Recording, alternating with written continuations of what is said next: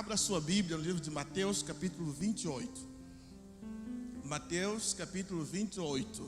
Vamos ler a partir do versículo 16. Diz assim: Seguiram os 11 discípulos para a Galileia, para o monte que Jesus lhe designara que fosse. E quando o viram, o adoraram, mas alguns duvidaram. E chegando-se, Jesus falou-lhes, dizendo: É-me dado todo o poder no céu e na terra. Portanto, ide, ensinai todas as nações, batizando-os em nome do Pai, do Filho e do Espírito Santo, ensinando-os a guardar todas as coisas que eu vos tenho mandado. E eis que estou convosco todos os dias, até a consumação dos séculos. Posso contar uma história? Eu gosto muito de contar história. E essa história me interessa bastante, porque uma virgem, sem nunca ter tido contato com um homem, ela engravidou e teve um filho. Era algo extraordinário e continua sendo extraordinário para nós ainda hoje. Ela nasceu e o filho que ela nasceu se chamou Emanuel, que traduzido significa Deus conosco. Seu nome era Jesus Cristo. Ele era o Filho de Deus. Ele viveu entre nós. Ele cresceu entre as pessoas daquela época e ele começou a fazer milagres, a ensinar, a pregar e a curar. Até que um dia prenderam numa cruz e ele foi crucificado, ele foi morto. Ele foi abandonado até mesmo pelos seus discípulos. E sozinho ele jazia ali na cruz do Calvário e clamou bem alto: Deus meu, por que me desamparaste? É uma pergunta que talvez você nunca tenha pensado qual seria a resposta. Era muito simples responder a pergunta. Ele abandonou seu único filho para que pudesse amparar você e eu, para que eu e você pudéssemos mudar o nosso endereço e passássemos a morar lá no céu.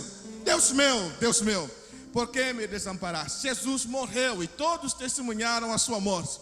Mas ao terceiro dia, era domingo pela manhã, quando as mulheres levantaram-se cedo, pegaram unguento, pegaram perfumes e foram ao túmulo para poder embalsamar, para poder perfumar e cuidar do corpo de Jesus.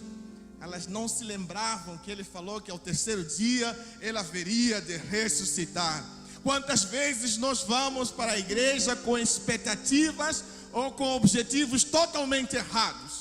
Nós vamos pensando que vai ser uma coisa, quando na verdade é outra coisa que Deus tem preparado para nós. Naquele dia ele já havia ressuscitado. E encontraram um anjo que falou: Ele não está aqui, ele ressuscitou. Ali Jesus manda um recado: vai lá e fala para os meus discípulos e a Pedro para me encontrar no monte da Galileia. E é ali onde começa a nossa história. Nesse monte, quando os discípulos estavam reunidos, todos esperando por Jesus Cristo. Não sabemos ao certo qual era o número. Estima-se que naquele dia eram cerca de 500 discípulos, contando a multidão, os que seguiam Jesus Cristo, além dos 12 apóstolos, ou 11 apóstolos, porque Judas agora já não estava entre eles. Eram mais ou menos 500 pessoas esperando Jesus aparecer. E olha o cenário, me interessa muito. A Bíblia fala que Jesus vem andando em direção aos discípulos. E logo a Bíblia fala que quando eles o viram, o adoraram. Eu vou falar de novo, talvez você não entendeu o que a Bíblia disse.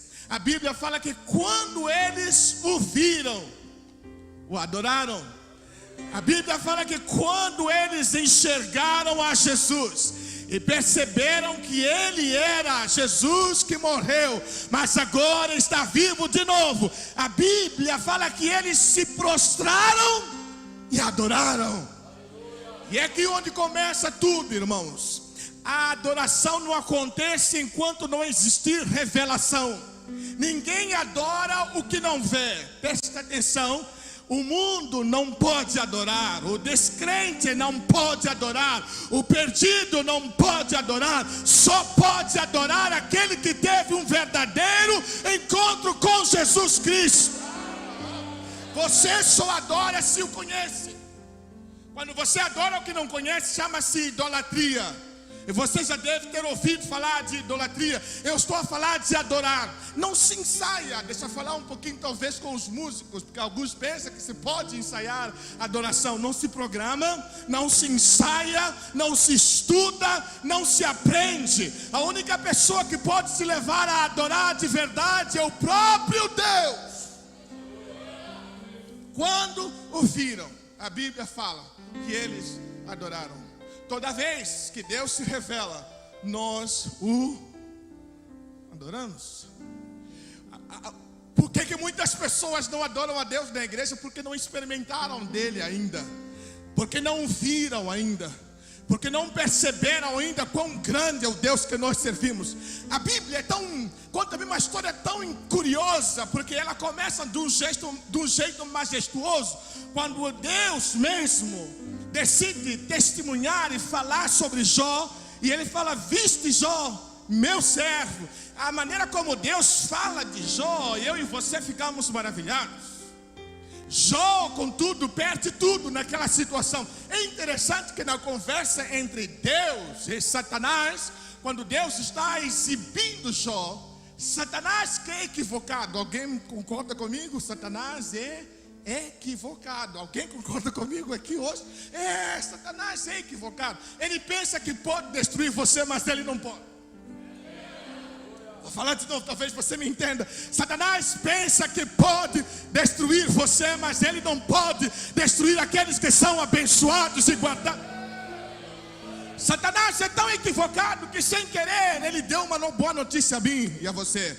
Quando ele olha para Deus e fala: olha, Jó é assim porque o Senhor o cercou de todos os lados.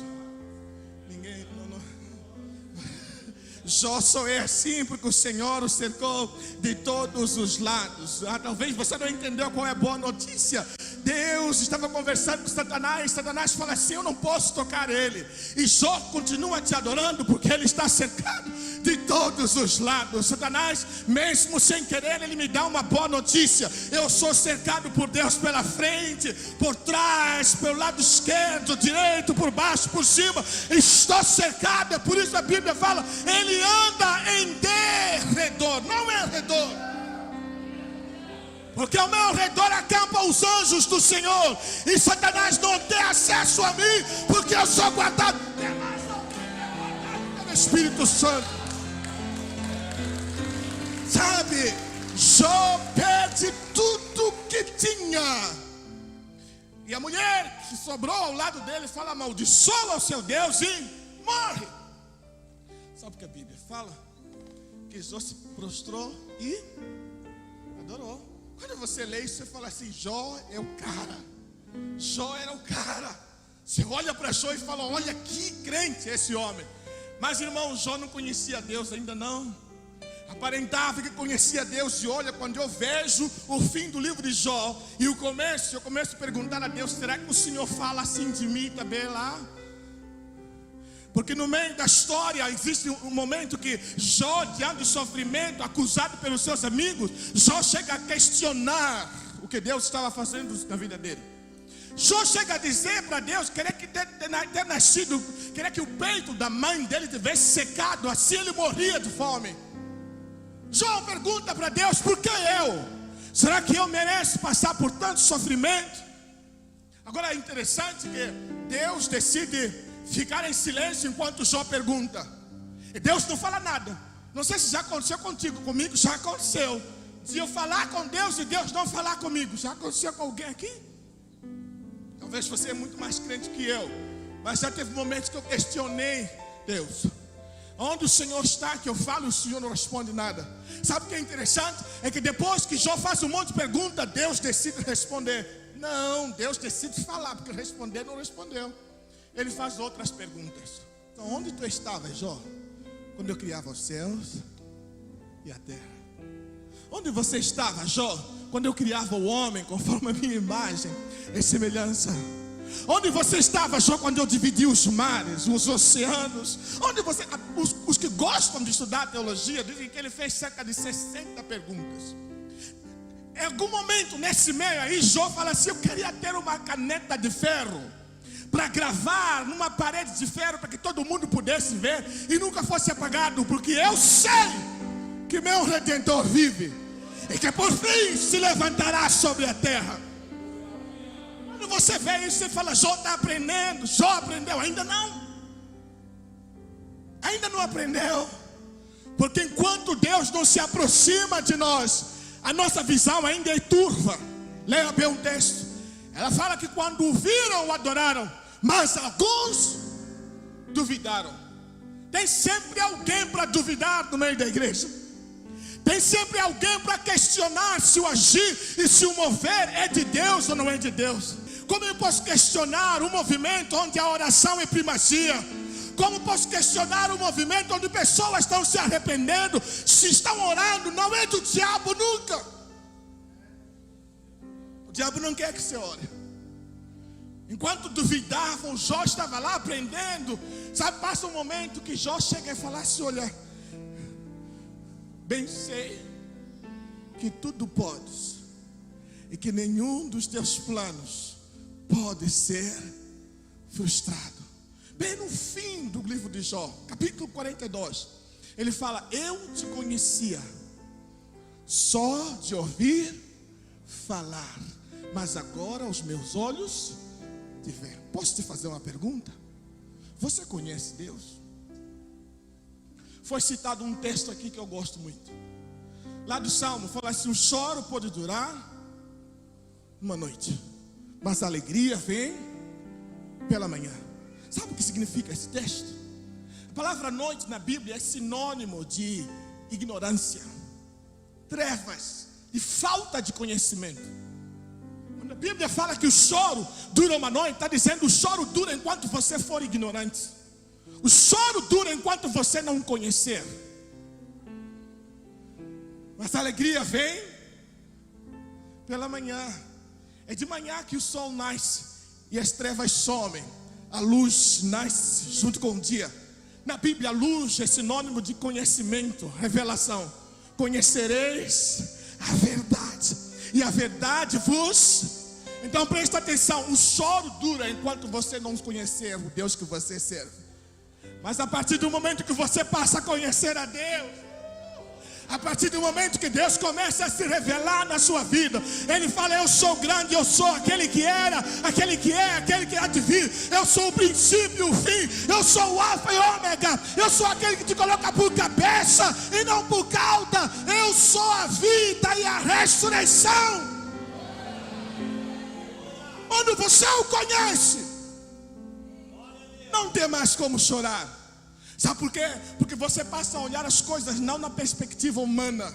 Você começa a olhar as coisas na perspectiva divina. E o que era grande se torna pequeno. E o que era assustador se torna nada. Sabe quando Jesus criou a sua igreja, Ele falou também: eu te digo que tu és Pedro, e sobre esta pedra edificarei a minha igreja, e as portas do inferno não prevalecerão contra ela. Deixa eu te ensinar uma coisa simples demais. Ao sair de casa, quantos trancaram as portas aqui? Quantos trancaram? Você trancou? Por que trancou? Pode me responder, não tenha medo não. Por que trancou? Como?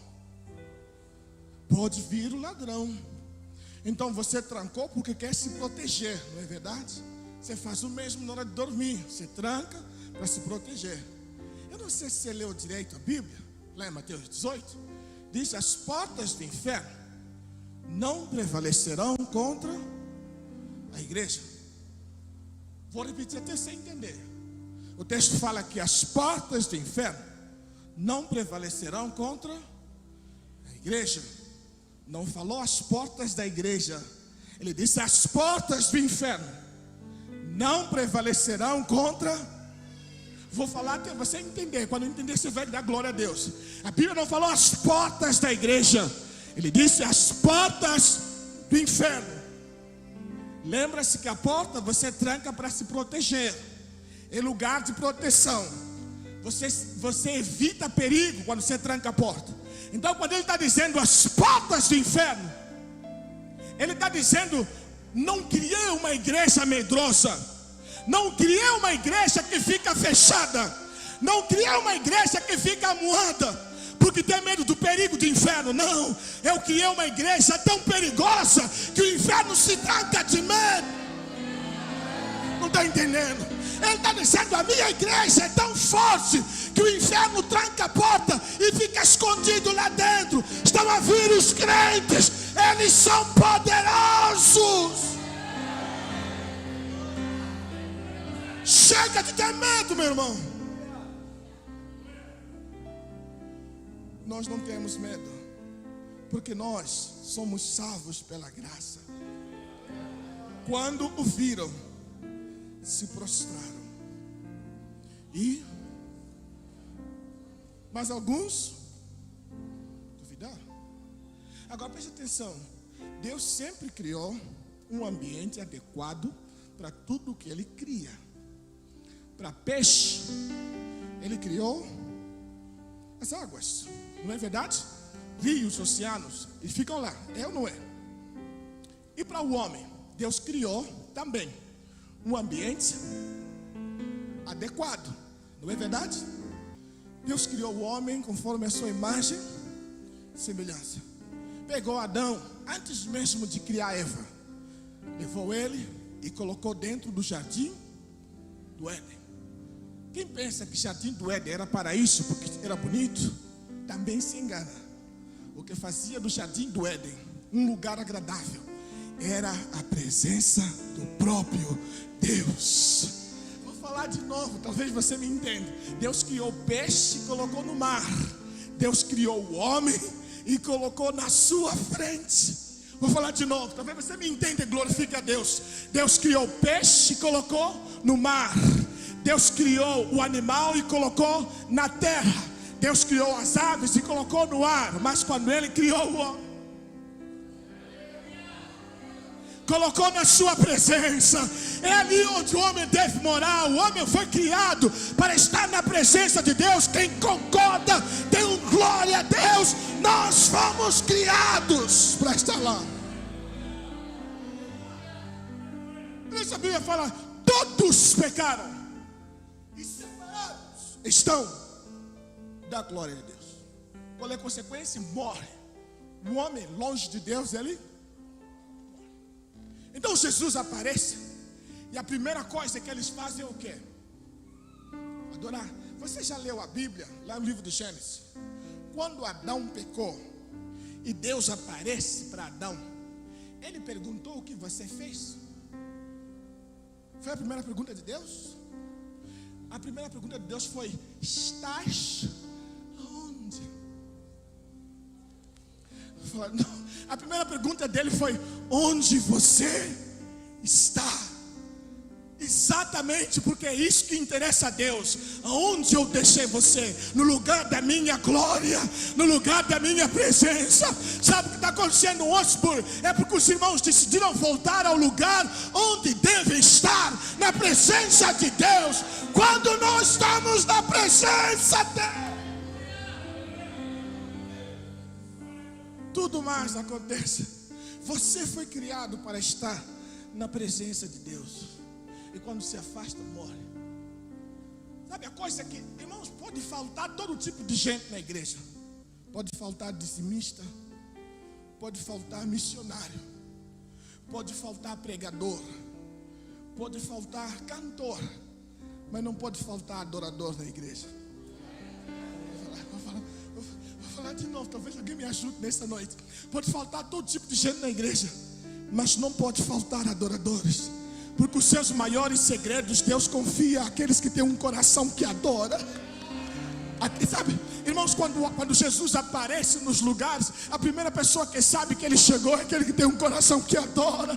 Pedro era um grande pregador, mas quando Jesus apareceu naquele mar, ele não reconheceu Jesus. Tinha alguém chamado João, que sempre reclinava nos seus pés, nas suas pernas. Quando Jesus apareceu, ele falou: Pedro, é o mestre. Ele apareceu, ele ressuscitou. Quando Josafá precisava vencer a guerra, ele não colocou os melhores militares pela frente, ele colocou ministros de adoração. Tem adoradores aqui nessa igreja.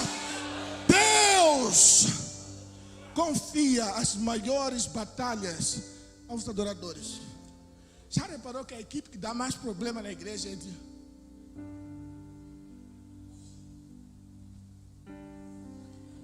Não falei nada, fica aqui entre nós. Deus confia os seus maiores segredos aos... Quando Deus quer mudar o mundo, Ele começa na adoração. E é na adoração. Olha o que o texto fala. Já sumiu ali. No versículo 18, eu até vou terminar daqui a pouco. Só vou falar muito. Fala que aproximando-se Jesus. Ouviu o que eu falei? Quando viram, se prostraram mas alguns duvidaram. Só que aí tudo muda. Por quê? Porque Jesus se aproximou. Posso te dar um recado de Deus agora nessa noite? Jesus se aproximou de você. Você sabe do que eu estou falando. Sempre que Deus se aproxima, as coisas mudam. Você já veio no culto preocupado? Alguém já veio no culto preocupado? Pensando no IPTU, IPVA. Sabe aquele dia que você entra no culto estressado? Você não tem nenhuma vontade de falar com ninguém. Você entra e olha para todo mundo, parece que todo mundo te chateia. Aí sabe o que acontece? Quem veio também no mesmo culto é o próprio Senhor Jesus Cristo. Ele fica olhando para você entrar, pensando no esse IPVA. Aí a irmã do louvor aqui começa: meu Jesus, Salvador. Na tua cabeça vai falar assim: outro IPTU não vá. Você não consegue adorar porque IPTU está cheio na sua cabeça. Mas a ciência fala que 2 corpos não podem habitar no mesmo espaço. Aí o que acontece? Quando a adoração começa a entrar, IPTU começa a sumir. Porque não tem como adorar e se preocupar ao mesmo tempo. Quando você adora, sabe o que é adoração na verdade? É olhar para Deus e parar de olhar para você. Não tem como você olhar para Deus e ainda pensar no...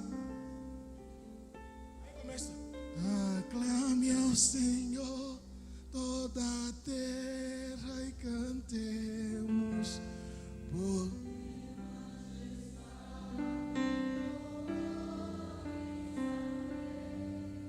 Montanhas se prostrem, rujam os mares ao som. Sabe o que acontece quando você adora? A Bíblia fala que ele aproximou-se e disse. Quando você adora, você ouve. Você não está ouvindo a voz de Deus porque não está adorando. Comece a adorar e você vai ouvir Ele falar contigo. Sabe o que foi que Ele disse? Tenho todo o poder no céu e na terra. Sabe o que Ele está dizendo? Não tem lugar que não tenha autoridade para entrar. Não tem casamento que eu não possa entrar. Não tem problema que eu não possa entrar. Não tem nada que eu não possa fazer. Eu posso escrever uma nova história. Eu posso entrar no tribunal por você. Eu posso entrar no ambulatório por você. Eu posso entrar na sala de cirurgia por você. Não tem lugar que ele não tenha autoridade. Eu tenho todo o poder. E tenho todo o poder na terra. Também eu te digo que tu és. E sobre esta pedra edificarei a minha igreja. As portas do inferno não vão prevalecer. Hoje, Pedro, eu te dou a chave. O que você ligar será ligado. Você entendeu isso? Quando você adora, Ele fala contigo. Eu já vi pessoas se preocupar com o seu barulho, com o barulho do vizinho. Mas ele grita muito quando adora. Por quê? Ele fala alto. É porque esse que questiona não viveu o que você viveu. Não viu o que você viu. Quem vê Jesus Cristo não permanece o mesmo. Você pode se colocar de pé? Meu Jesus.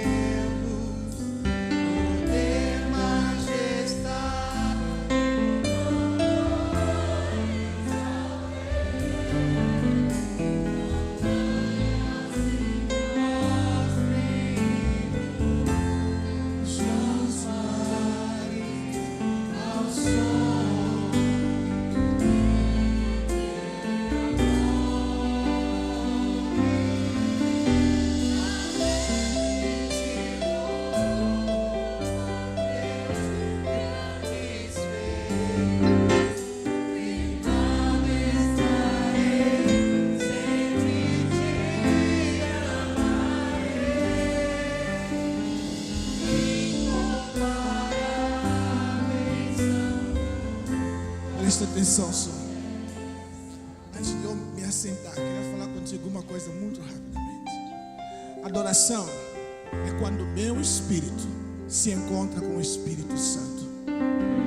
A Bíblia fala que Deus é espírito, e importa que aqueles que o adorem em espírito e em verdade. Não há adoração enquanto o meu espírito não encontrar com o Espírito dele. E é interessante que quando o meu espírito se encontra com o Espírito Santo, a verdade que é Jesus Cristo me convence que Ele é bom, que Ele é maravilhoso, que Ele é santo. E sabe o que acontece quando adoramos de verdade? Quando a adoração acontece, o séquito de Deus enche a casa, a glória de Deus enche a casa, o seu poder enche a casa. Está escrito lá no livro de Isaías: no ano em que morreu o rei Uzias, eu vi o Senhor assentado no mais alto e sublime trono. Havia querubins em sua volta com 6 asas, 2 voavam, 2 cobriam o rosto, e com outras 2 ele cobria os pés e cantavam: Santo, Santo, Santo é o Senhor dos exércitos. Santo, Santo, Santo é o Senhor dos exércitos. Me ajuda a adorá-lo. Santo, Santo é o Senhor dos exércitos. Espírito Santo, Santo, Santo. Papai, nós te adoramos, glorificamos o seu nome, bendizemos-te, Pai amado. Adore Ele, glorifica o nome dEle, exalte o nome dEle. Oh Espírito Santo, nós te adoramos, Pai, nós glorificamos o seu nome, bendizemos-te, Pai, e declaramos a sua grandeza, a sua santidade, as tuas santos. Santo, Santo, Santo é o Senhor dos exércitos. Oh Espírito Santo de Deus, nós te adoramos. Escuta só mais uma coisa, escuta só. A Bíblia fala aquele que tem a chave de Davi. As portas que ele abre, ninguém fecha. E as portas que ele fecha, ninguém abre. Aliás, fala a porta, não as portas. Mas que chave de Davi é essa, pastor? Paulo e Silas entenderam isso. Porque, irmãos, a adoração, ela move o que era para ser fixo.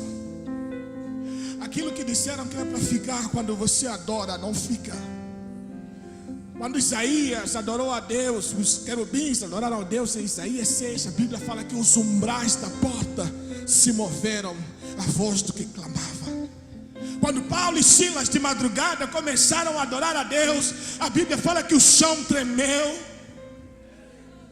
o teto tremeu e a porta tremeu. Talvez você não entendeu o que era para ficar. A doença que era para ficar, porque você adorou, não fica. O câncer que era para ficar, porque você adorou, não permanece. O casamento que era para quebrar, porque você adorou, não quebra. Eu estou falando como servo de Deus. Ele diz: vou mover o que era para ser fixo. Disseram que você tinha que ficar lá. Ele diz: vou trazer você aqui para frente.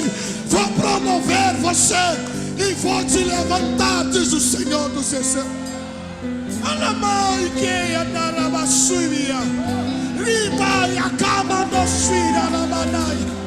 Ele é o Senhor. Ele é o Senhor que muda a tua sorte, que muda a tua história. Disseram que você não vai conseguir, você vai conseguir. Aquela depressão quase te matou. Sabe por que não te matou essa depressão? Porque Deus tem planos grandes na sua. Eu vou tirar você do quarto escuro. Vou trazer você para a luz, para te verem, ver a tua face e verem que eu sou Deus agindo na sua vida. Adore, adore, somente adore, somente adore. E enquanto você se prostra diante dele, a minha doce voz vai te alcançar, diz o Senhor. Eu vou avivar o seu coração, vou quebrar cadeias, vou quebrar muralhas.